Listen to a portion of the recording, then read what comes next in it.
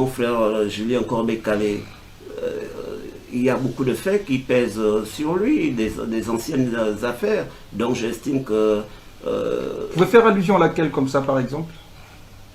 À l'affaire qui est largement connue, qui se trouve au niveau de la Commission nationale contre l'enrichissement illicite, avait largement... Il y a un dossier qui est parti à la Cour des comptes.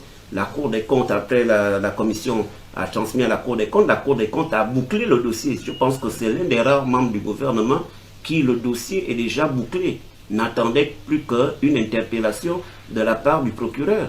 Je pense que ce dossier... Moi, je l'ai à la maison. Je pense que beaucoup d'acteurs... Il s'agit de quoi, Rodrigue Félicien et vous?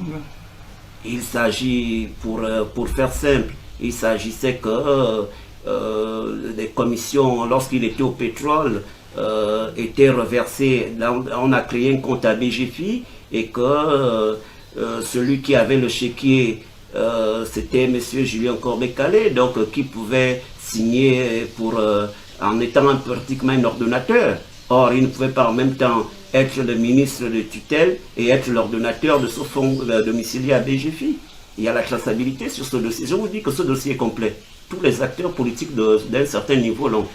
Donc il y a une épée de Damoclès avérée sur la tête de Julien Corbet-Calais en termes de menaces de poursuite judiciaire?